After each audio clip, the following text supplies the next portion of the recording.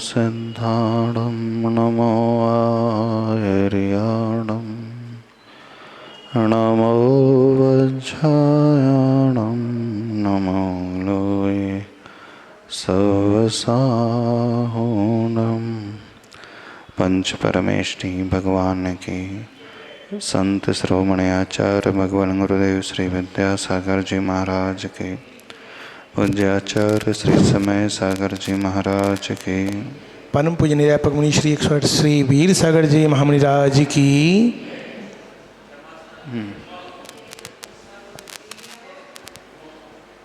और चलते हैं आज के प्रैक्टिकल समाधान की ओर। सर्वप्रथम दिव्यांश जैन जयपुर से, नमोस्तु गुरुवर, नमोस्तु नमोस्तु।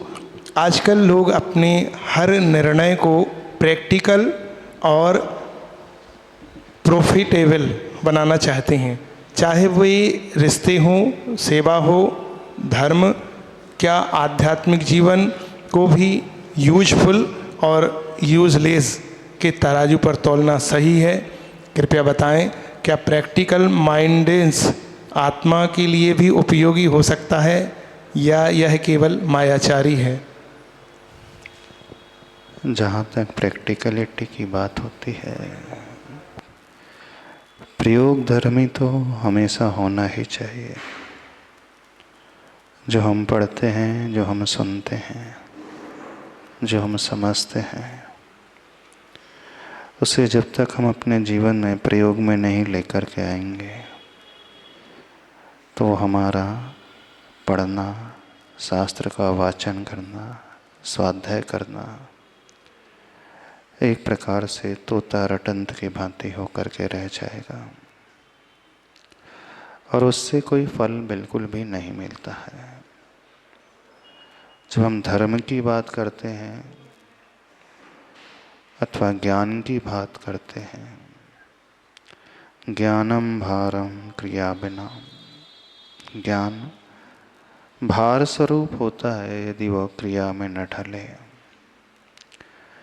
गधे की पीठ पर चाहे बबूल की लकड़ी का बोझ लदा हो अथवा चंदन की लकड़ी का बोझ लदा हो, गधे को तो दोनों ही बोझ ही जैसे प्रतीत होते हैं। ऐसा नहीं है कि गधा बड़ा अच्छा प्रसन्न होता होगा जब वह सोचता होगा कि आज तो क्या बात है, चंदन की लकड़ियों का बोझ मैं ढो रहा हूँ। उसे उस सुगंधी अथवा असुगंधी से, दुर्गंधी से कुछ लेना देना नहीं। जहाँ तक उसकी पीठ का सवाल है, कष्ट तो उसे होता ही है। तो जो हमने पढ़ा, वाचन किया, स्वाध्याय किया, धर्म के बारे में जाना, समझा, यदि वो हमारे आचरण में नहीं उतर रहा है, अर्थात प्रयोग में नहीं आ रहा है, तो वह एक प्रकार से व्यर्थ है। तो प्रैक्टिकल का अर्थ है हम प्रयोग में ही उन बातों को लाना सीखें। लेकिन जैसा प्रश्न किया गया है, जब हम संबंध की बात करते हैं, आध्यात्मिकता की बात करते हैं और वहाँ हम प्रॉफिटेबल यह दृष्टिकोण लाने लगते हैं, यदि हम किसी से संबंध रखेंगे तो उससे हमें क्या बेनिफिट होगा, क्या प्रॉफिट होगा। तो रिश्तों में जहाँ प्रॉफिट की बात आ जाती है तो वहाँ रिश्ते समाप्त हो जाते हैं, वहाँ तो बनियागिरी प्रारंभ हो जाती है। बनिया जो होता है हर वस्तु को, हर क्रिया को तराजू की उस पालड़ी पर तौलता है, फिर निर्णय करता है कि ये मेरे लिए यूज़फुल है अथवा यूज़लेस है।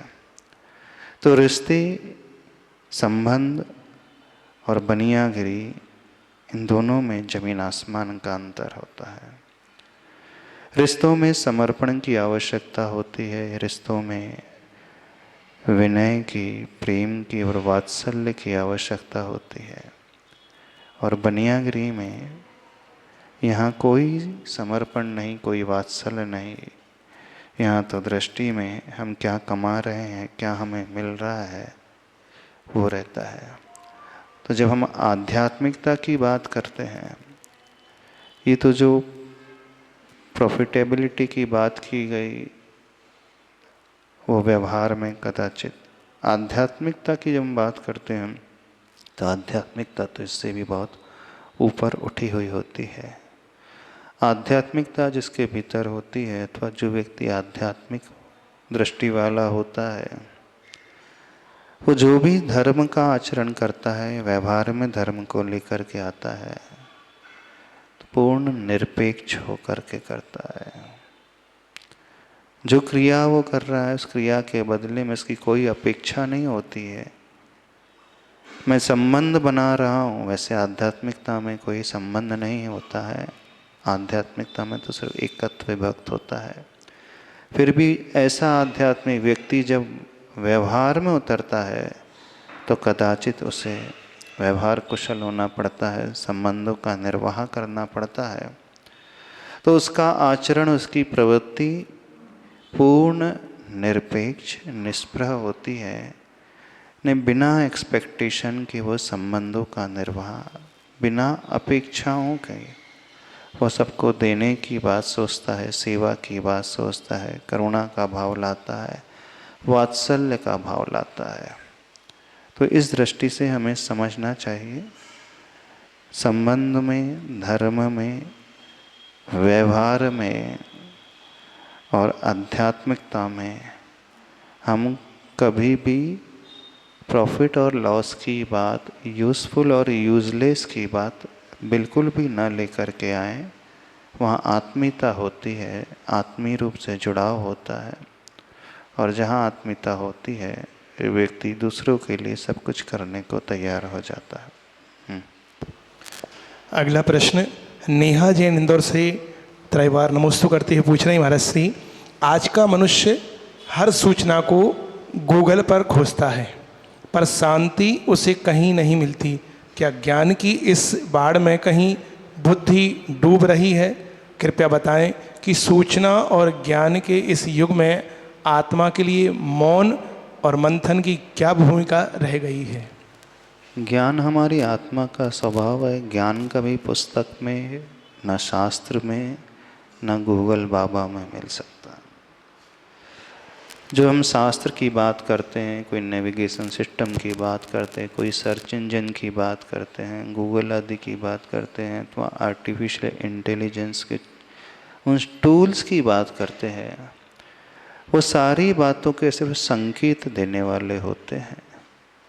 संकेत, शब्द, अक्षर, लेटर्स, नक्शे, ये सिर्फ हमें रास्ता बताने वाले होते हैं, उससे अधिक कुछ नहीं। ये उस माइलस्टोन की भांति होते हैं। माइलस्टोन हमें उस शहर की दूरी बताएगा, उस शहर की दिशा बताएगा।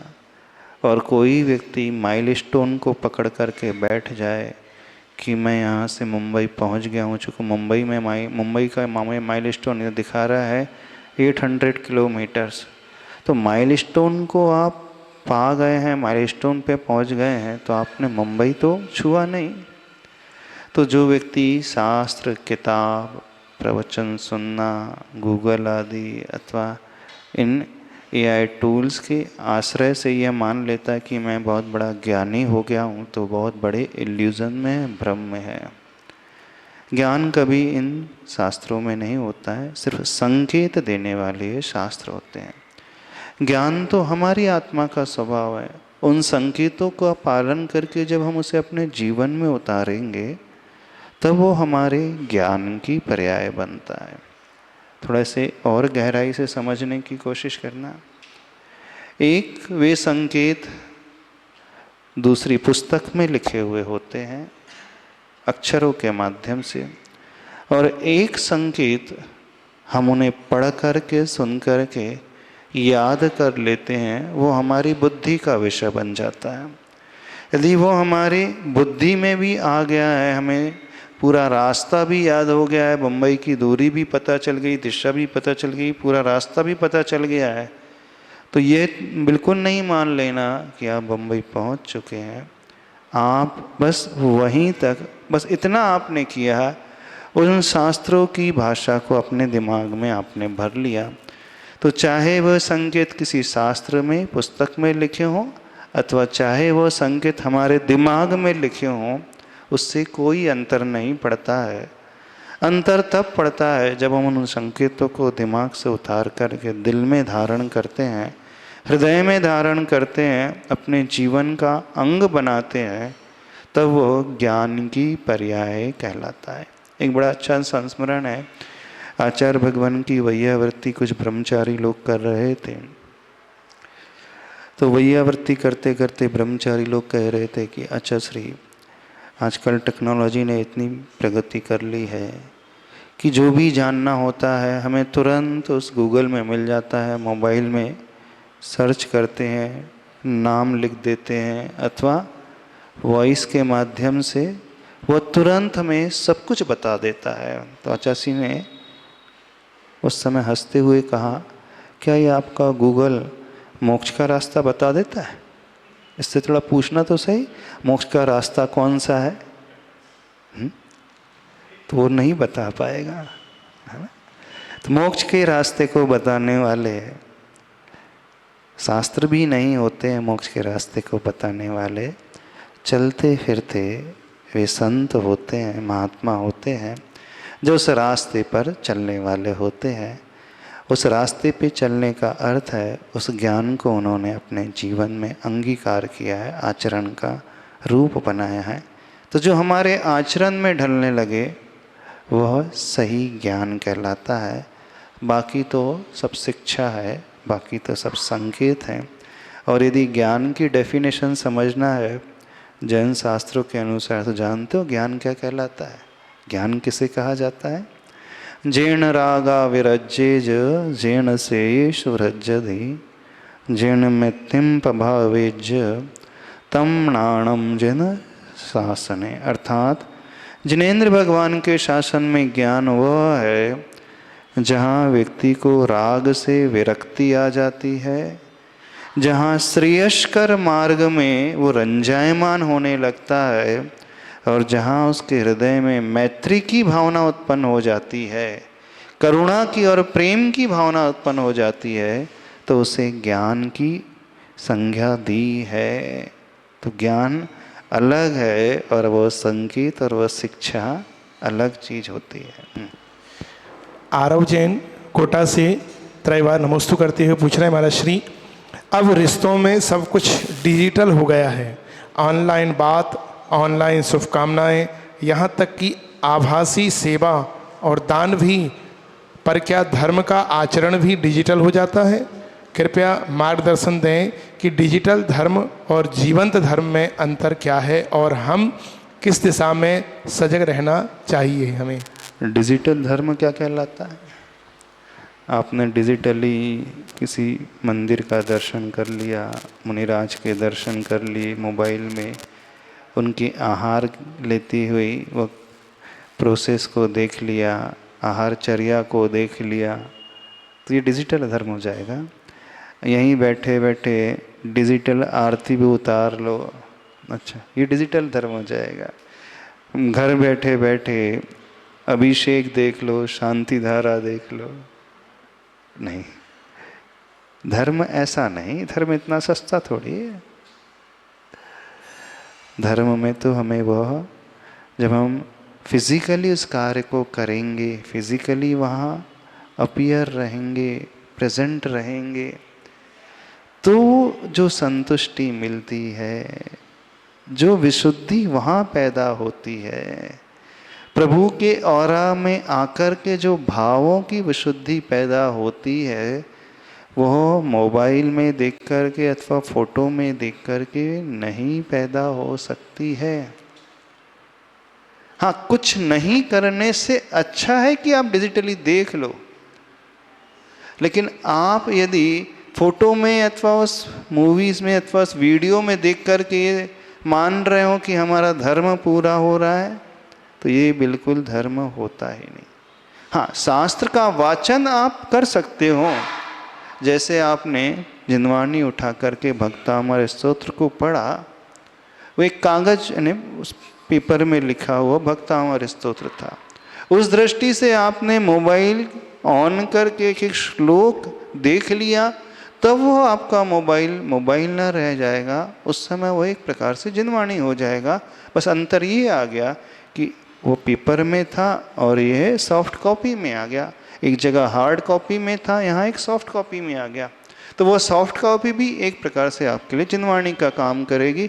उस सेंस में तो वो मोबाइल, वो डिजिटल इक्विपमेंट कार्यकारी हो जाएंगे।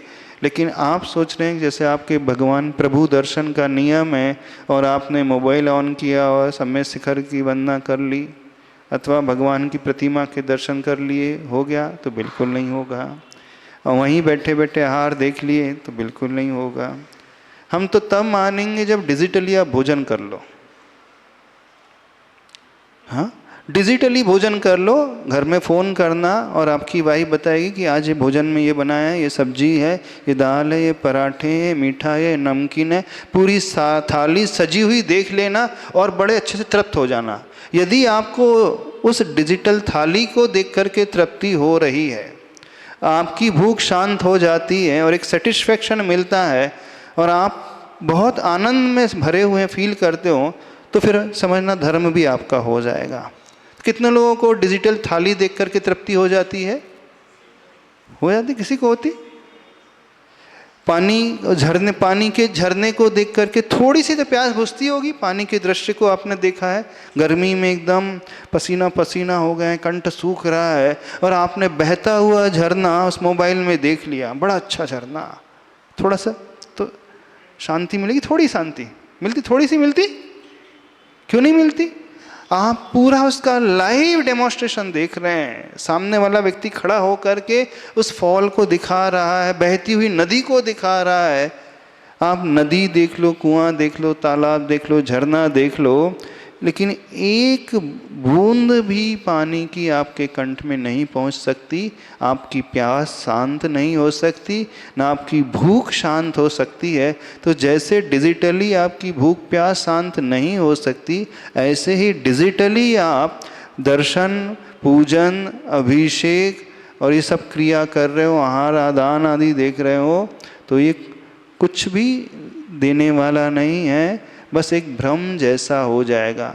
हाँ, उस केस में जब सिचुएशन बहुत एडवर्स थी, ये इस कोरोना काल में, जब मंदिर आप नहीं जा सकते थे, मंदिर बंद रहते थे, परिस्थिति ऐसे थी, उस केस में वो कार्य कर जाएगी क्योंकि सिचुएशन आपके कंट्रोल में नहीं थी। लेकिन अभी सिचुएशन आपके कंट्रोल में, आप मंदिर में जा सकते हैं, वहाँ जा कर के साक्षात दर्शन करते हैं। डिजिटली आप गुरु के पैर दबा सकते हैं, गुरु के चरणों में घी लगा सकते हैं? बताओ थोड़ा सा, उनके केसलन छुए और सिर में घी लगा लो डिजिटली। एक घी लेना हाथ में, हथेली में, और लगाने लगना, हो सकता है कभी? क्यों बताइए, नहीं हो सकता है ना? तो ना आप डिजिटली वैयावृत्ति कर सकते, ना घी लगा सकते, कुछ भी नहीं कर सकते हैं। हाँ, वहाँ एक विजुअलाइजेशन होता है, वो बात अलग है, वो हमारी धारणा है, उसे देख करके वो बात अलग है। लेकिन धर्म तो प्रैक्टिकली और फिजिकली जहाँ हम प्रेजेंट रहते हैं वही होता है। जैसे भोजन भी फिजिकली करने पर है, हमें हमारी भूख को शांत करने वाला होता, धर्म भी ठीक वैसे ही होगा। तन्वी जैन पुणे से नमोस्तु करते हुए, त्रैवार नमोस्तु करते पूछ रहे महाराज श्री, कुछ लोग कहते हैं कि ध्यान में बैठते ही विचार बढ़ जाते हैं, इसलिए वे ध्यान से कतराते हैं। क्या यह ध्यान का असफल प्रयास है या मन का वास्तविक स्वरूप? कृपया बताएं कि ऐसे लोगों को ध्यान की ओर कैसे सजगता से बढ़ाया जाए ताकि वे ध्यान से बचने के बजाय उससे जुड़ सकें। कोई व्यक्ति यदि ध्यान में प्रवेश करना चाहता है तो बाकायदा उसे स्टेप बाय स्टेप जो है प्रोसेस को फॉलो करना पड़ेगा। ध्यान में प्रवेश करने के लिए सिर्फ आसन लगा कर के बैठने से कुछ नहीं होगा। ध्यान हमारा तब लगता है जब हमारे आसन की शुद्धि होती है, जब हमारे मन की शुद्धि होती है, जब हम अपने विकल्पों को दूर रखते हैं और वर्तमान में जीने के आदी हो जाते हैं, कषायों से ऊपर उठते हैं, पाप की वृत्ति से ऊपर उठते हैं, जब ये सारी सराउंडिंग हम निर्मित करते हैं और उसके बाद हम बैठेंगे तो हमारा मन लगेगा। चित्त वृत्ति को निरोध जहाँ किया जाता है, योग चित्त वृत्ति निरोध। योग और ध्यान क्या होता है? चित्त की वृत्ति को अर्थात जो हमारा चित्त, जो हमारा मन बहुत ज़्यादा इंद्रियों के विषयों की ओर भाग रहा था, कषाय की ओर भाग रहा था, विकल्पों की ओर भाग रहा था, इधर उधर लेन देन की कल्पना में उलझा हुआ था, तो सर्वप्रथम एक ऐसा प्रयास उससे दूर हटने का। और ये कब होता है? तो ध्यान में वह व्यक्ति प्रवेश कर पाता है जो करुणा के भावों से भरा हुआ होता है, जो क्षमा के भाव से भरा हुआ होता है, जो जितना विनयशील होता है। वही व्यक्ति जिसने ईर्ष्या आदि को जीत लिया है, वो कषायों से ऊपर जब उठ जाता है तब वह व्यक्ति ध्यान में प्रवेश करता है। अष्टांग योग आता है, उसमें यम, नियम, आसन, प्रत्याहार आदि, फिर ध्यान, समाधि, यहाँ तक हम पहुँचते हैं। तो वहाँ यम से शुरुआत की जाती है। यम का अर्थात है पापों का त्याग जीवन भर के लिए, कषायों का त्याग संकल्प पूर्वक। तो वह जब हम शांति के भावों से भरने के लिए क्रोध को जीतकर क्षमा से जब भर जाते हैं, अभिमान को छोड़ कर के जब हम विनयशील हो जाते हैं, एकदम अपने मन की कुटिलता को छोड़ कर के सरल हो जाते हैं, तृष्णा से ऊपर उठ कर के जो हमें प्राप्त है संतुष्टि में हम जीने लगते हैं, ऐसा व्यक्ति अर्थात जो इन कषायों को जितना कम करता चला जाएगा तो उसके विकल्प शांत होंगे। फिर ऐसा प्रयास करने पर वो बैठेगा तो उसका मन लगेगा। उसे एक उदाहरण से समझने की कोशिश करें। किसान जब खेती करता है तो ऐसा नहीं कि उसने बीज लाया बाजार से और तुरंत अपने खेत में डाल दिया और उसकी फसल खड़ी हो जाती है। बीज बोने के पूर्व उस किसान को बहुत परिश्रम करना पड़ता है, हल चलाना पड़ता है, खरपतवार निकालना पड़ता है, खेती की सफाई करना पड़ता है, मिट्टी ऊपर नीचे करना पड़ता है, फिर पानी का सिंचन करना पड़ता है। जब इतनी मेहनत करता है, वो पूरे आषाढ़ के महीने में इतना पसीना बहाता है, अब उसकी भूमि जो है वो रेडी हो गई है उस फसल को पैदा करने के लिए। अब वहाँ बीज वो कब वो वपन करेगा, बीज बोएगा, तब जा कर के उसमें से अंकुरन फूटेगा और वह पौधे की यात्रा शुरू होगी। तो ध्यान भी बिल्कुल उस किसान की भांति होता है। अपने मन रूपी खेती की हमें पहले सफाई करना होगा, कचरा निकालना होगा, उसकी मिट्टी को ऊपर नीचे करना होगा, उथल पुथल करना होगा, हल चलाना पड़ेगा। तो ये मन की सफाई, मन रूपी खेती की सफाई कैसे होगी? जब हम क्षमा का भाव, विनय का भाव, सहजता और सरलता का भाव, आत्मीयता का भाव, करुणा का भाव लेकर के आएंगे। और जो कचरा हमारे मन रूपी खेत में भरा हुआ है, कषायों वाला, तृष्णा वाला, विकल्पों वाला, तीव्र वैर वाला, द्वेष के भाव वाला, जब इस खरपतवार को निकाल करके फेंकेंगे, फिर अपने उस मन रूपी खेत में उस शांति रूपी बीज का, ध्यान रूपी बीज का वपन करेंगे तो हमें वो फसल की प्राप्ति होती है। इस ओर लोग ध्यान देते नहीं हैं, बस उनका मन होता है, वो कहते हैं कि हमें एक आसन में बैठना है, रीढ़ सीधी कर ली, हमने श्वासोच्छ्वास लेना शुरू कर दिया है, श्वास आ रही है, श्वास जा रही है, हम उस आती हुई श्वास को, जाती हुई श्वास को सिर्फ देख रहे हैं, हम शांति से बैठे हैं, वर्तमान में जी रहे हैं। ये सिर्फ एक प्रैक्टिस मात्र है, इससे कुछ नहीं होता। आप वह हरकत कर रहे हो उस किसान की भांति जिसने खेत में कोई हल नहीं चलाया, बखरनी नहीं करी है, खरपतवार नहीं निकाला है, पानी का सिंचन नहीं किया, सीधे मार्केट से बीज लाया और खेत में बोए दिया और फिर इंतज़ार कर रहा है कि फसल आएगी। कुछ नहीं हाथ में आने वाला, बल्कि उसका बीज और वेस्ट हो जाएगा। समझ रहे हो कि नहीं? तो ध्यान करने के लिए पहले वह परिश्रम, पहले वो अभ्यास किया जाता है, अपनी मन रूपी उस भूमि को फर्टाइल बनाने का पुरुषार्थ किया जाता है। उसे उपजाऊ तो बनाओ, फिर उस उपजाऊ भूमि में आप कुछ बोओगे तो वहाँ आपको ध्यान की शांति मिलेगी, ध्यान का फल प्राप्त होगा। इस ओर प्रायः लोग ध्यान नहीं देते हैं, बस शारीरिक आसन को ही और श्वास लेना और छोड़ना, प्राणायाम को ही ध्यान का विषय बनाते हैं। और हाँ देखो, हम प्राणायाम भी कर रहे हैं, अनुलोम विलोम भी कर रहे हैं, कपालभाति भी कर रहे हैं, भस्त्रिका भी कर रहे हैं, नाड़ी शोधन भी हमने कर लिया है, और हम 1 घंटे तक पद्मासन में बैठ सकते। नो डाउट इसकी आवश्यकता है, लेकिन इसके साथ साथ सबसे प्रमुख रूप से आवश्यकता है मन रूपी उस भूमि की सफाई की आवश्यकता है। ये भी जरूरी है, शरीर की भी आवश्यकता है, नाड़ी की शुद्धि होना चाहिए, आसन की सिद्धि भी होना चाहिए, ध्यान में ये भी रिक्वायरमेंट है। लेकिन इसके साथ साथ मुख्य रूप से जो रिक्वायरमेंट है, मन की विकल्पताओं से ऊपर उठने के लिए जो प्रयास किया जाना चाहिए, तब हमें उस ध्यान की सिद्धि होती है, ध्यान का लाभ होता है, तब उसकी फसल बड़ी अच्छी होती है। अगला प्रश्न सक्षम जैन भोपाल से पूछ रहे हैं, महर्षि नमोस्तु नमोस्तु नमोस्तु। आजकल समाज में जैसे हो वैसे दिखो की बजाय जैसे दिखो वैसे बनो का दबाव है। लोग अपनी सच्चाई से ज़्यादा अपनी छवि में जी रहे हैं। कृपया बताएं, धर्म के पथ पर चलते हुए इन दोनों के बीच संतुलन कैसे साधा जाए। एक वर्ड आता है पर्सनालिटी डेवलपमेंट, आता है ना, वो क्या संकेत करता है? पर्सनालिटी डेवलपमेंट, पर्सन की पर्सनालिटी होती है, व्यक्ति का एक व्यक्तित्व होता है।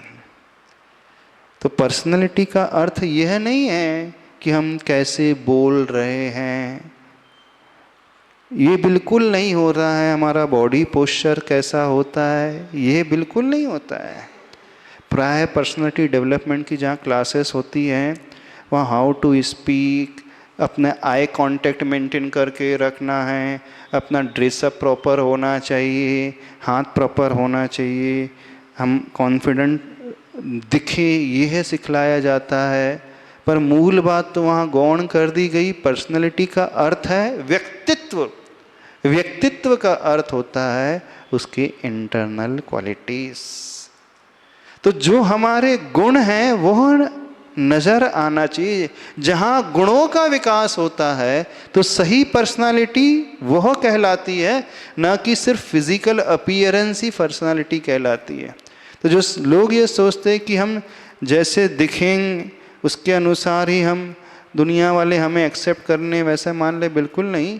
हम अंदर से जो हैं वो दिखने की कोशिश करें। और आप बाहर से जो दिखाने की कोशिश करते हो, बाहर से दिखाने का अर्थ बिल्कुल वैसा ही है जैसे किसी ने बहुत अच्छा मेकअप किया है, ब्राइडल मेकअप करके कोई लेडी बैठी है, उसका मेकअप कितने देर तक चलता है? हाँ, ब्राइडल मेकअप कितनी देर तक चलता है? 6 घंटे। और लाइट ना हो हॉल में, एसी ऑफ हो जाए, एसी बंद हो जाए तो 45 डिग्री टेम्परेचर है तो कितनी देर चलेगा? 1 घंटे में ओरिजिनलिटी सामने आ जाती है। जो पूरा मेकअप है, पूरा फाउंडेशन है, पूरी ब्लीचिंग है, और पूरी लोशंस है, और क्रीम है, और थ्रेडिंग है, और क्या क्या होता है, सब उतर जाता है, और जो ओरिजिनल फेस एकदम स्पष्ट नज़र आ जाता है। तो जो व्यक्ति सिर्फ दिखाने के लिए फिजिकल अपीयरेंस वैसा बनाना चाहता है, ठीक है, 1-2 घंटे 3 घंटे तो आप बहुत अच्छे दिख जाओगे, लेकिन आपका ओरिजिनल फेस कुछ समय के बाद स्पष्ट नज़र आ जाएगा। और जब ओरिजिनल फेस नज़र आएगा, एक कहानी याद कर लेना। एक सियार था, जंगल में था, एक बार धोबी की उस बर्तन में गिर जाता जिसमें नीला रंग था, और नीला रंग था उसके पूरे शरीर में आ जाता है। फिर वो जंगल का राजा बन जाता है कि मैं राजा बन करके आऊँ, भगवान ने राजा बना करके भेजा है। और पहली बारिश होती है, उसका पूरा रंग धुल जाता है, तो सारे के सारे जानवर उसे मार करके खा जाते हैं। वो स्थिति होगी। कहानी सुनी होगी सबने, है ना, सुनी है ना कहानी। तो जो सिर्फ बाहरी अपीयरेंस में अपने आप को सब कुछ दिखाना चाहता है, मनवाना चाहता है, तो वो ज़्यादा देर तक उसका बाहरी अपीयरेंस लॉन्ग लास्टिंग नहीं होता है, वो स्पष्ट रूप से कुछ समय के पश्चात नज़र आ जाता है। और फिर जब हमारा ओरिजिनल फेस नज़र आएगा तो व्यक्ति और अधिक हंसी का पात्र बनता है। तो होना ये चाहिए हम अंदर से जैसे हैं वैसे दिखे ना। जिसे हमें उस अवस्था में लाइक करना है करेगा, नहीं करना तो नहीं करेगा। और यदि कोई आपके मेकअप को देख करके आपको लाइक कर रहा है तो ये भ्रम में नहीं रहना कि वो आपको लाइक कर रहा है। उस कंपनी के पाउडर को लाइक कर रहा है, लोशन को लाइक कर रहा है, आपका चेहरा तो दिख ही नहीं रहा। रात के अंधेरे में फिर आपका ओरिजिनल चेहरा तो आ ही जाएगा नज़र। समझ रहे हो कि नहीं? तो पर्सनालिटी आंतरिक गुणों की होना चाहिए। हम अंदर से जो हैं वो हम दिखें। और यदि हम कुछ अच्छा बनना चाहते हैं तो अपने गुणों का विकास करना सीखें जीवन में। अगला प्रश्न प्रियांशु जैन नागपुर से। गुरुवर नमोस्तु। आज जी एडवांस्ड के परिणाम आए हैं। कुछ बच्चों ने शानदार सफलता प्राप्त की तो कुछ अपने अपेक्षित परिणामों तक नहीं पहुंच सके। जल्दी ही नीट जैसे अन्य प्रतियोगी परीक्षाओं के नतीजे भी सामने आएंगे। इस रिजल्ट सीजन में कई छात्र मानसिक तनाव, आत्मग्लानि और आत्मसंदेह से गुजरते हैं। कुछ तो खुद को असफल मानकर नकारात्मक निर्णय लेने तक पहुंच जाते हैं। कृपया मार्गदर्शन दें कि ऐसे समय में विद्यार्थी अपने मानसिक संतुलन को कैसे बनाए रखें, वे असफलता को कैसे आत्ममंथन और आत्मनिर्माण का अवसर माने और जीवन की लंबी यात्रा में अपने आत्मबल को कैसे पुनर्स्थापित रिजल्ट करें। आया है, शायद IIT जेई का रिजल्ट आया है। कुछ बच्चों का तो अच्छा स्कोर आया है, लेकिन जहाँ लाखों अपीयरेंस होते हैं बच्चे और सीट्स बड़ी लिमिटेड होती है तो नो डाउट हार्डली 2-3% बच्चे ही हैं जो अच्छा स्कोर करके आ पाएंगे। तो जिनका स्कोर अच्छा नहीं आया है उन बच्चों से विशेष रूप से कहना है अपने मन में निगेटिविटी बिल्कुल भी लेकर के ना आए। ये धारणा ना बनाएं कि अभी हम स्कोर करने में असफल हो गए हैं तो हम जीवन में भी असफल हो गए हैं। आप इस अटेम्प्ट में उतना स्कोर नहीं कर पाए हैं तो ये आपके जीवन का अंत नहीं होना चाहिए। ऐसा बिल्कुल ना सोचें कि अब हमारे जीवन में कुछ नहीं बचा है, भगवान ने हमारे लिए यही लिखा है, हमारा लक बड़ा ख़राब है, हमारी इतनी मेहनत है लेकिन वो मेहनत कोई काम की नहीं है। बिल्कुल ऐसी धारणा बनाने की आवश्यकता नहीं है। हमने ऐसे कई स्टूडेंट्स को देखा जो IIT जेईज़ में क्लियर नहीं हो पाए, उनका एडमिशन NIT अथवा NIT में भी नहीं हुआ, उनका एडमिशन प्राइवेट इंजीनियरिंग कॉलेज में हुआ और प्राइवेट इंजीनियरिंग कॉलेज से इंजीनियर करके जब वो पास आउट हुए और बस 1-2 साल में उन्होंने ऐसी जीवन में छलांग लगाई कि IITians भी उनसे पीछे हैं और वो अपनी उस रियल लाइफ में बड़ी बड़ी कंपनीज़ में अच्छी पोस्ट पर हैं अभी भी। यानी IITs उनके नीचे काम कर रहा है, IITians उनके नीचे काम कर रहे हैं। तो बिल्कुल ना धारणा बनाएं कि हमारा IIT में सिलेक्शन नहीं हो पाएगा तो अब हमारे जीवन में कुछ नहीं बचा है। घबराने की कोई आवश्यकता नहीं। एक सेटबैक मिला है, इस सेटबैक को एक चैलेंज की तरह एक्सेप्ट करें और नए सिरे से खूब मेहनत करें। और ना भी हो, आपको नहीं भी सिलेक्शन हुआ, नहीं भी मिल रहा है एडमिशन, तो दूसरी इंजीनियरिंग कॉलेज में ट्राई कर सकते हैं, वहाँ से आप डिग्री प्राप्त करें। और आफ्टर ऑल जीवन में उसके बाद आप कैसा परफॉर्म करते हो ये मैटर करता है। कई लोग ऐसा सोचने लगते हैं कि अब कुछ नहीं बचा तो इससे अच्छा था हम सुसाइड कर लें, क्योंकि पेरेंट्स की इतनी एक्सपेक्टेशन थी। 3 साल से वो हमें कोचिंग के लिए भेज रहे थे, हम अपने गांव को छोड़ कर के कोटा आ गए थे, दिल्ली आ गए थे, बड़े बड़े शहरों में आ गए थे। माता पिता ने इतना खर्च किया, इतना समय दिया, उनका कितना विश्वास था हमारे ऊपर, कितनी अपेक्षाएं उन्होंने हमसे पाल करके रखी थी। अब हम क्या मुँह दिखाएँ? अब तो हम मुँह दिखाने के काबिल ही नहीं है। इससे अच्छा अब अपने जीवन की लीला कोई समाप्त कर लो तो सबसे अच्छा है। तो बिल्कुल भी ये है विचार अपने मन में न लेकर के आए।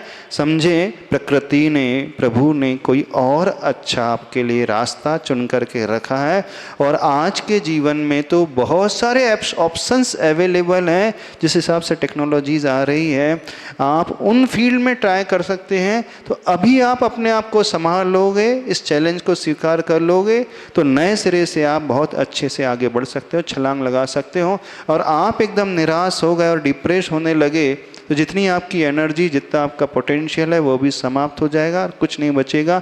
ऐसा कुछ नहीं होता है, ये जीवन का एक पड़ाव है। अभी जीवन बहुत लंबा है और बहुत सारे रास्ते हैं और आप उन रास्तों पे चल कर के सफलता पा सकते हैं। तो यही कहना है, कोई भी बच्चा सुसाइडल थॉट्स अपने विचार में न लेकर के आए जिनका अच्छा स्कोर नहीं आया है। जीवन बहुत सुनहरा है, बहुत लंबा है। ऑर्डिनरी बच्चे भी अपने रियल लाइफ में एक्स्ट्रा ऑर्डिनरी परफॉर्म करते हुए देखे गए हैं। आप भी उनमें से हो सकते और होंगे। इस विश्वास को यदि हृदय में रखोगे तो आप जीवन में बहुत तरक्की कर लोगे। पूरा आशीर्वाद है, कोई घबराने की आवश्यकता नहीं है। जीवन में बहुत सारे रास्ते हैं। अगले प्रश्न के लिए वेदांत जैन रांची से, नमोस्तु गुरुवर, नमोस्तु नमोस्तु। हमारे जीवन में हर सूचना अब हमारी हथेली पर है, लेकिन अनुभव और आध्यात्मिक समझ कहीं गुम हो जा रही है। लोग बात बात पर गूगल करते हैं, लेकिन भीतर उतरकर स्वयं से संवाद नहीं करते। कृपया बताएं, क्या आज की सूचना युग में ज्ञान का स्थान डेटा ने ले लिया है, और ऐसे समय में मौन और आत्ममंथन की क्या विशेषता या आवश्यकता रह गई है? हाँ, डेटा का इम्पोर्टेंस बहुत बढ़ तो रहा है। आज हर एक के हाथ में एक ही क्लिक में सारी दुनिया आ जाती है, सारी बुकिश नॉलेज आ जाता है। कोई भी एआई टूल को अपना करके वह सारे क्वेश्चंस का आंसर इमीडिएटली प्राप्त कर सकते हैं। ये तो बहुत बड़ा बेनिफिट हुआ है। टेक्नोलॉजी आपको बहुत कुछ दे रही है। जिस नॉलेज को प्राप्त करने के लिए पहले बहुत सारी बुकों को खोजना पड़ता था, स्वयं रिसर्च करना पड़ता था, आज 2 मिनट में सारा डेटा, रिसर्च कॉपी आपके ही एक क्लिक में आपके सामने आ जाती है। लेकिन इसका सबसे बड़ा साइड इफ़ेक्ट्स, अब आपकी क्रिटिकल थिंकिंग कुछ नहीं बच पाएगी। आप स्वयं कुछ ज़्यादा सोच ही नहीं पाओगे। आप उस मशीन पर डिपेंडेंट होते चले जा रहे हो। जब व्यक्ति स्वयं सोचना बंद कर देता है तो एक प्रकार से वो एआई आपके ऊपर कंट्रोल कर लेगा। और भविष्य में कहीं ऐसा ना हो जाए कि एआई मशीन ही मनुष्य के दिमाग पर कंट्रोल कर ले। एक बहुत बड़ा खतरा आने वाले समय में हो सकता है। तो जो आपको टूल मिला है उसे अपने माइंड के विकास के लिए एक सहयोगी टूल के माध्यम को देखते हुए अपनाओगे तो बहुत अच्छा है। पहले स्वयं प्रयास करने की कोशिश करें, फिर उससे सहयोग ले तो बहुत अच्छा रहेगा। इससे आपका डेवलपमेंट होगा, मेंटल विकास होगा। अदरवाइज आप हमेशा के लिए एक प्रकार से गुलाम ही होकर के रह जाओगे। इस दृष्टि से यदि एआई टूल का उपयोग करेंगे तो बहुत अच्छा है। और सोचना चाहिए, विचार करना चाहिए। पहले हम सॉल्व करने की कोशिश करें, अपना दिमाग लगाए, जितना लगा सकते हैं लगाने की कोशिश करें, तब हमारा दिमाग विकसित होगा। अदरवाइज खतरे बहुत बड़े हैं। हाँ, वो एक प्रकार से नॉलेज प्रोवाइडर हो सकता होता है, लेकिन उस नॉलेज को पाकर के फिर हमें अपने भीतर उस विजडम को पैदा करना है। वो विजडम, वो विवेक ही है जो हमें सही दिशा में आगे ले जाने वाला होता है और सही निर्णय करवाने वाला होता है। चलिए, ऑनलाइन प्रश्न के बाद अब ऑफलाइन प्रश्न के लिए सर्वप्रथम तैयार रहेंगी श्रीमती इंदु जी जैन दिल्ली से। और ऑनलाइन प्रश्न पूछने वालों से सभी से मेरा एक निवेदन है, आपको बहुत ही अच्छा समाधान महाराज के गुरु के द्वारा मिलता है। कृपया इसको फॉलो करें और मानें, ताकि आपका जीवन भी सफल बने। ये सबसे निवेदन है। मुनीश्री के चरणों में 3 बार नमोस्तु नमोस्तु नमोस्तु। गुरुवर, जीवन हम जीते हैं और हर समय कुछ ना कुछ कार्य करते रहते हैं, तो उसमें हमारा पुरुषार्थ और भाग्य दोनों साथ साथ चलते हैं, पर किस समय हम किसको मुख्य रखें और किसको गौण करें, ये मेरा प्रश्न है। इनिशियल स्टेज में सिर्फ हमारा पुरुषार्थ ही आगे आना चाहिए। सारा पुरुषार्थ करने के पश्चात, सारी मेहनत करने के पश्चात यदि हमें अपेक्षित सफलता नहीं मिल रही है, जैसा हमने सोचा है उसके अनुसार रिजल्ट नहीं मिल रहा है, इस समय अब हम उस भाग्य के बारे में सोचें कि हमारे भाग्य में यही लिखा है। जो व्यक्ति पहले भाग्य को लेकर के आ जाते हैं वह कर्मण्य हो जाते हैं, वे प्रमादी और आलसी हो जाते हैं। बहुत सारे लोग सिर्फ भाग्य के भरोसे रहते हैं। एक बड़ा अच्छा उदाहरण आता है, बकरी के गले में 100 फीट लंबी एक रस्सी बंधी है, एक छोर उसका वृक्ष से बंधा है, दूसरा छोर उसके गले से बंधा है। तो 100 फीट की रेडियस को लेकर के वह पूरे सर्कुलर एरिया में घूम सकती है और पूरा उसे घास फूस भोजन मिल सकता है, ये उसका भाग्य है। अब उसने किसी पंडित को कुंडली दिखाई और पंडित ने कहा तुम्हारे भाग में 100 फीट का रेडियस प्रमाण जो सर्कल बनेगा उतना घास पूरा भोजन मिलने वाला, चिंता नहीं करना। वो बकरी बैठ जाए, इतना तो मिलना ही है, तो क्या होगा? क्या होगा? जितना उसके भाग्य में था वह भी नहीं मिल पाएगा। भाग्य में था नो डाउट, लेकिन जो भाग्य में था वह भोजन भी उसे पुरुषार्थ करने पर ही मिलने वाला था। तो पहले हम पुरुषार्थ करना सीखें, जी जान लगा करके पुरुषार्थ करें, और पुरुषार्थ करने के पश्चात यदि आपको 70% सफलता मिल रही है और 30% आपको सफलता नहीं मिल रही है, तो फिर उस समय एक्सेप्टेंस लेवल अपना बढ़ाएं, स्वीकार का भाव लेकर के आएँ कि हमारे भाग में इतना ही लिखा था। अब दूसरों को दोष देना बंद कर दें, अब रोना धोना बंद कर दें।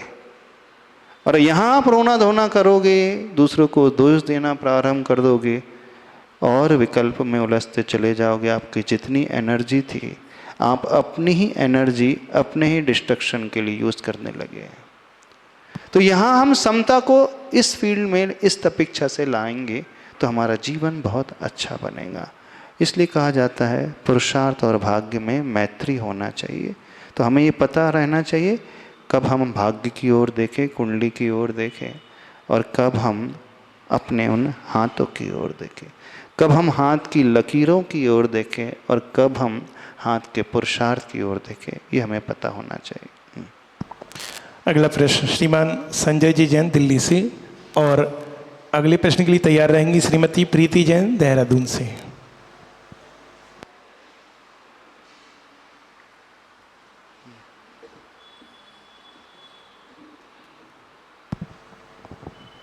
मुनिवर के चरणों में नमोस्तु नमोस्तु नमोस्तु।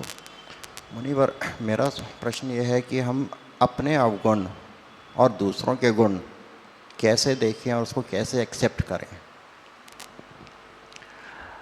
अपने अवगुण को तो स्वयं ही देखना पड़ेगा, और कैसे देखना, तो इंट्रोस्पेक्शन के माध्यम से, आत्मचिंतन के माध्यम से। हम जितना आत्मचिंतन करते चले जाएंगे तो उसके लिए क्या है, एक श्लोक बड़ा अच्छा आता है, कोहम किद्रगुणः क्वत्य किम प्राप्य किम निमित्तकः इत्युह प्रत्यहम नो चेदस्थाने ही मतिर्भवेत्। अर्थात मैं कौन हूँ, मेरे कौन से गुण हैं, कहाँ से मैं आया हूँ, क्या मुझे पाना है और कौन से रास्ते पर चल कर के पाना है। अब आपने प्रश्न किया हम कैसे पहचाने कि हमारे अवगुण कौन कौन से हैं, तो अपने जीवन में एक सबसे पहले रोल मॉडल को लेकर के आओ।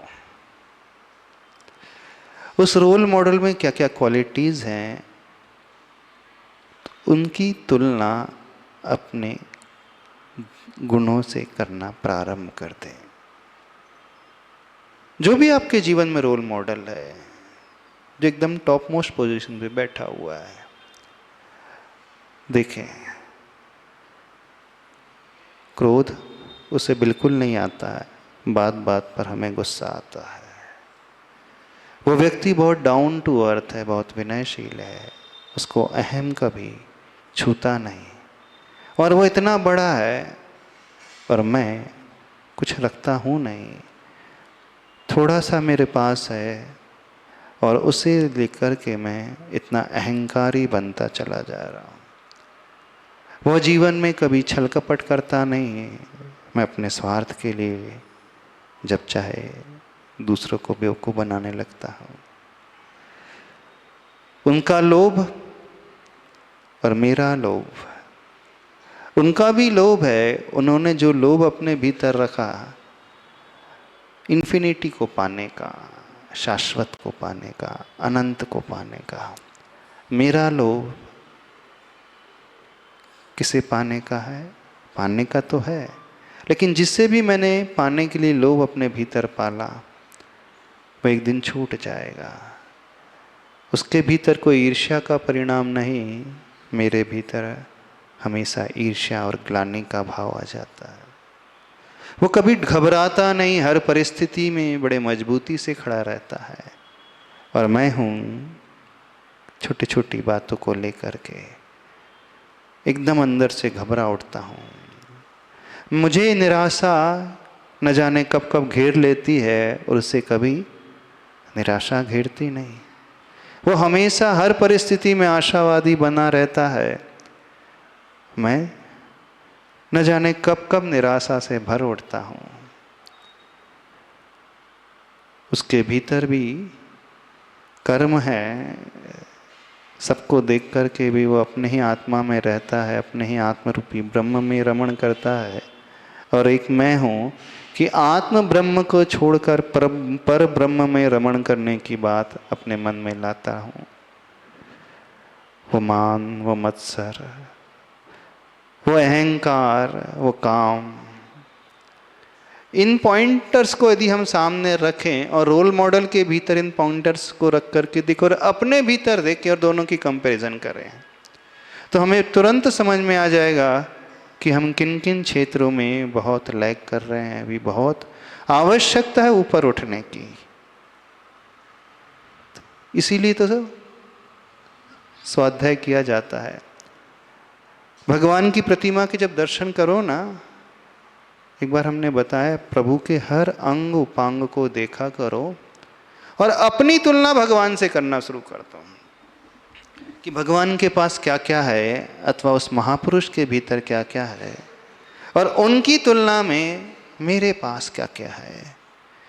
कहाँ वो एकदम एक्सट्रीम अपवर्ड मूवमेंट को लिए हैं और मैं कहाँ एक्सट्रीम डाउनवर्ड मूवमेंट को लिया हूँ। जब यह दृष्टिकोण हम अपनाने लगते हैं तो बहुत जल्दी हम समझ जाते हैं कि हमारे भीतर कौन कौन से अवगुण मौजूद हैं। अब इससे ठीक विपरीत, उनके भीतर कौन कौन से गुण हैं। उन्होंने सब कुछ पाया, फिर भी वो नासाग्र दृष्टि रखे हुए बैठे हैं, और मेरे पास ज़्यादा कुछ है नहीं, फिर मैं किस बात का अभिमान पाऊं।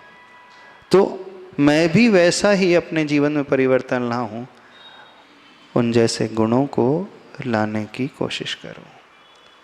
आज सवेरे बताया था गुणग्राही दृष्टि कैसे पैदा करना चाहिए। तो इस पर्याय को गौण करके उस शुद्ध आत्मा का चिंतन, अथवा जो गुणी व्यक्ति हमारे सामने है उसे देखते चले जाएंगे, तो बस मुझे उन जैसा सुख पाना, उन जैसा आनंद पाना है, तो जिस रास्ते पे वे चले मैं उस रास्ते को अपनाऊंगा।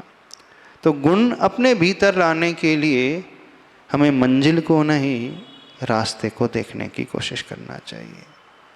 मोक्ष यदि हम पाना चाहते हैं तो मोक्ष को मत चाहो, आप मोक्ष की ओर मत देखो, आप मोक्ष मार्ग को देखो, और उस मार्ग में चलने वाले उन साधक को देखेंगे तो हमें प्रेरणा मिलेगी कि मुझे भी ऐसा ही चलना है। तो हर सफल व्यक्ति को, हर गुणवान व्यक्ति को, हर रोल मॉडल को देख कर के उसकी प्रीवियस उस ट्रैक को देखने की कोशिश करें, कैसे उन्होंने अपने जीवन में अपने आप को ऊपर उठाया, हर परिस्थिति का सामना करते हुए वो अच्छे से अडिग खड़े रहे, घबराए नहीं।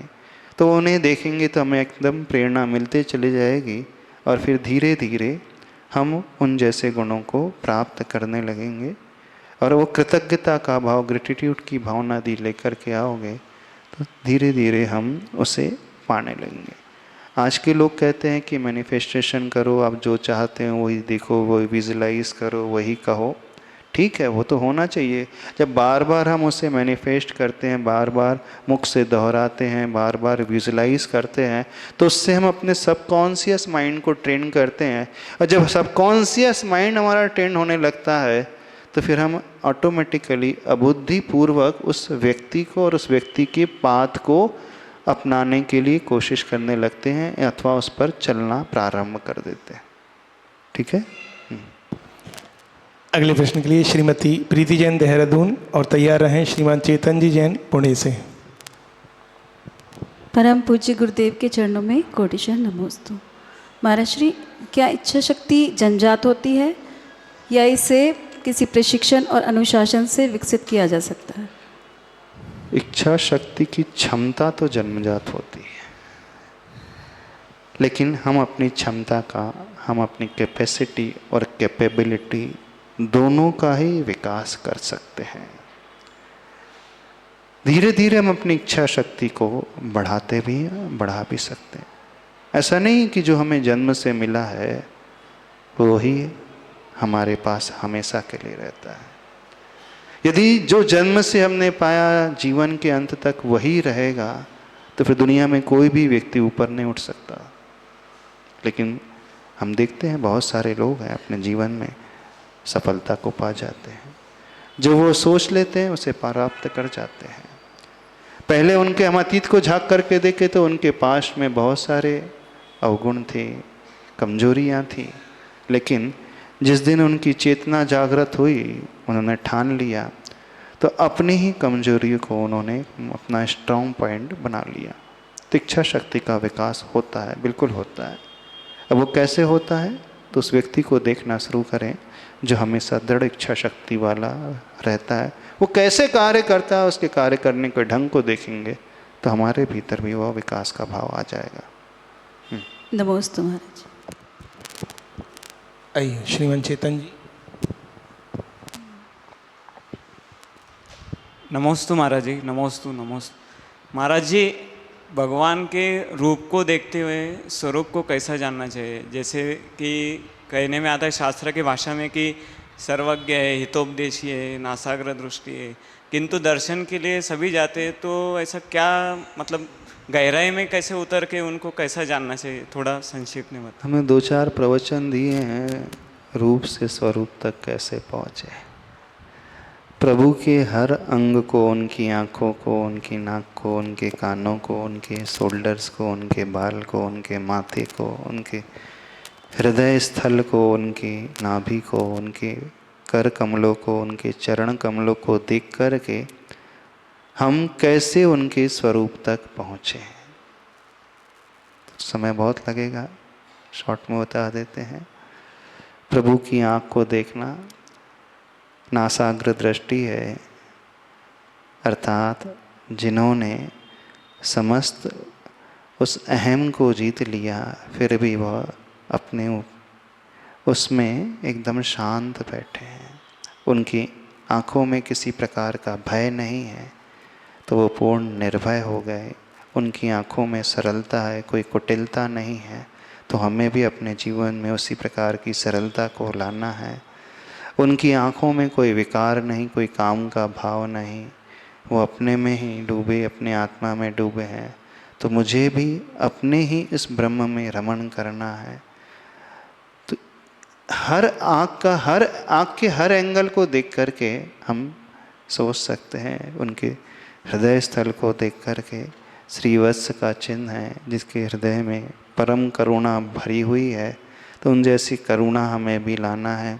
हाथ पर हाथ रखे हुए हैं, अर्थात सब कुछ करते हुए भी जो कर्तृत्व बुद्धि से ऊपर उठ गए हैं, अहंकारी बुद्धि से ऊपर उठ गए हैं, मुझे भी सिर्फ कर्तव्य का पालन करना है, कर्तृत्व बुद्धि को त्यागना है।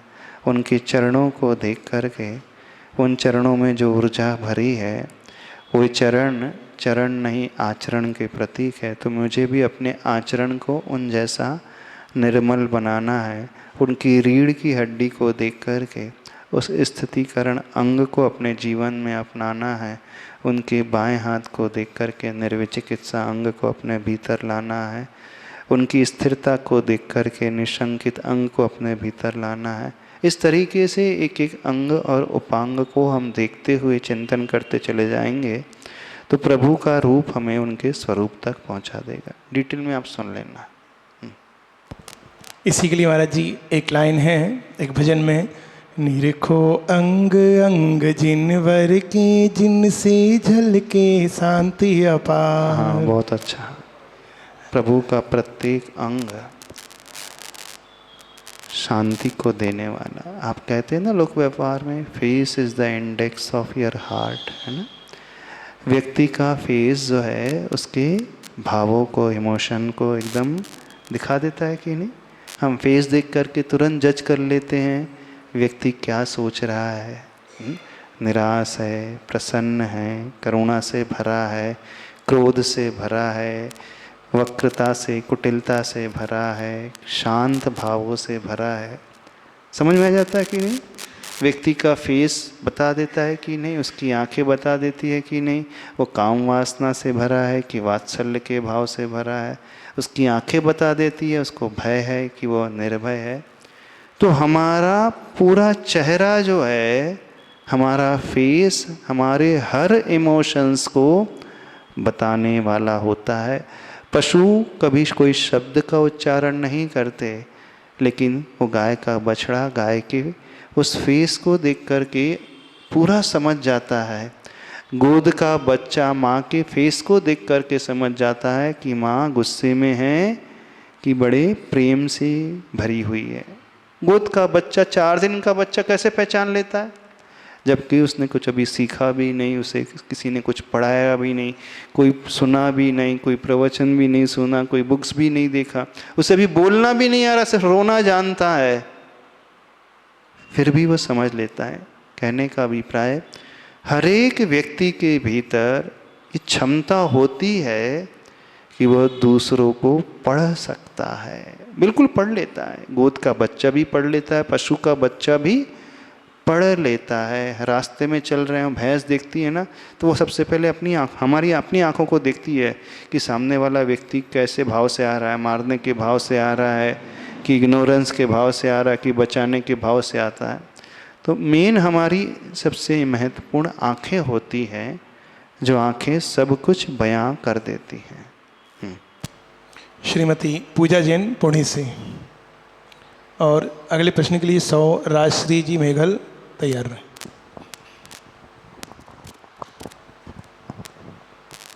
महाराज जी के चरणों में त्रिवार नमोस्तु नमोस्तु नमोस्तु। महाराज जी, जीवन में हमेशा ऐसा क्यों होता है कि जब हमें लगता है सब कुछ सही है, अब कुछ टेंशन नहीं है, तो एक नई समस्या हमारे सामने आ जाती है। जब हमें ये भाव आने लगे कि सब बढ़िया चल रहा है, ये भाव एक इंडिकेशन है हम अहंकार की ओर जा रहे हैं।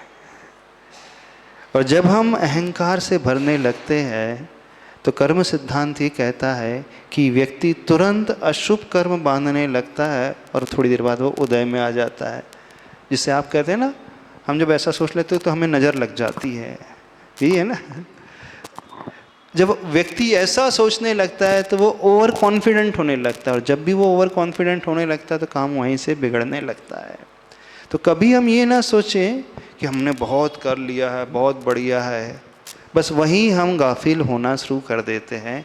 हम कहीं भी कितनी भी ऊंचाई पर क्यों ना पहुंच जाएं, हमेशा यही सोचना चाहिए कि अभी इम्प्रूवमेंट की कितनी गुंजाइश और बाकी है। तो हम और आगे बढ़ते चले जाएंगे, सफलता और मिलती चले जाएगी। यानी हमेशा हम अपनी कमियों को देखते रहें, अभी मैं क्या क्या और सुधार अपने भीतर ला सकता हूँ। तो वो व्यक्ति ओवर कॉन्फिडेंट नहीं होगा, अहम उसका आड़े नहीं आएगा, मान कषाय उसकी आड़े नहीं आएगी। तो हमारी ही मान कषाय जो हमें अति आत्मविश्वास से भर देती है और फिर व्यक्ति जो है वहीं से फिसलना शुरू कर देता है। शो राजश्री जैन मेघल, और अंतिम प्रश्न के लिए लक्ष्य जैन पुणे तैयार रहेंगे। गुरुवर के चरणों में त्रिवार नमोस्तु नमोस्तु नमोस्तु। गुरुवर, शांति मंत्र में एक शब्द आता है श्याम डामर विनाशनाय, उसका अर्थ क्या है? क्या शब्द आता है? श्याम डामर विनाशनाय। शाम श्याम डामर, हम लोग बोलते हैं ओम नमस्ते भगवते श्रीमते प्रक्षिणाशेष दोष कल्मशाय दिव्य तेजो मूर्ते नमः। ओम ऋषि शांतिनाथाय, जगत शांति कराय, सर्व पाप प्रणाशनाय, सर्व विघ्न विनाशनाय, सर्व रोगोपसर्ग विनाशनाय, सर्व परकृत शुद्रोपद्रव विनाशनाय, सर्व श्याम डामर विनाशनाय। उसका अर्थ मुझे मालूम नहीं, इसलिए वो शाम डामर से विनाशनाय, विनाशनाय यानी कि ऐसी जो भी हमारे ऊपर विकट समस्या आने वाली है वो विकट समस्याओं का मैं विनाश कर दूँ प्रभु आपकी कृपा से, आपकी भक्ति से। वो जीवन की कठिनाइयाँ जो आने वाली हैं, अथवा वही उसका अभिप्राय होना चाहिए। हाँ, आए लक्ष्य जैन पुणे से। नमोस्तु गुरुदेव। गुरुदेव, मेरा प्रश्न ये है कि हमारे गुरुदेव के या गुरुजी के फैन से फॉलोवर कैसे बने? क्या गुरुदेव के? हम अपने गुरुदेव के फैन हैं। अच्छा, उनके तो फॉलोअर्स। फैन से फॉलोवर कैसे बने? अच्छा, फैन से फॉलोअर कैसे बने? फैन का अर्थ समझते हो क्या होता है? आप ही पहले बता दो, आप फैन से क्या मतलब लेते हैं? फैन मतलब हम उनको लुकअप करते हैं, आइडियल मानते हैं। हाँ। कि और फॉलोअर का अर्थ क्या होता है? फॉलोवर मतलब जैसा वो करते हैं हम भी अपने जीवन में वो। अच्छा, फैन का अर्थ हो गया भक्त और फॉलोअर का अर्थ हो गया शिष्य। उसे ऐसा समझे। तो हम गुरु के भक्त से गुरु के शिष्य कैसे बने? तो बड़ा सिंपल है। भक्ति में सिर्फ हम उनकी आरती उतारते हैं और शिष्यत्व में हम उनके पथ को अपने जीवन में अंगीकार करने लगते हैं। अर्थात हम पांचों ही पापों का त्याग करने वाले हो जाएंगे। तो हम उनके शिष्य बनना चाहते हैं तो दीक्षा ले लो, सबसे बेस्ट उपाय है ना। और जो दीक्षा नहीं ले सकते हैं, मुनि नहीं बन सकते हैं, तो फिर ऐसा योग्य श्रावक बन जाए जो पापों का पूर्ण रूप से न सही आंशिक रूप से त्याग कर दे, यानी वो अणुव्रती बन जाए। तो दो ही रास्ते हैं, महाव्रती और अणुव्रती। तो जब हम महाव्रती बन जाएंगे तो एकदम अंतेवासी यानी क्लोजेस्ट उनके शिष्य बन जाएंगे, और जब हम अणुव्रती यानी प्रतिमाधारी श्रावक बन जाएंगे तो हम एक प्रकार से वह भी शिष्य की श्रेणी में आता है, वो धीरे धीरे वहाँ तक पहुँचने वाला हो जाता है। फॉलोअर्स बनने के लिए पापों का त्याग करना होता है, इस दृष्टि से व्यक्ति फॉलोअर बनता है। नमस्ते। हाँ। नमस्ते। ओम। हाँ, किसी और को प्रश्न तो नहीं करना?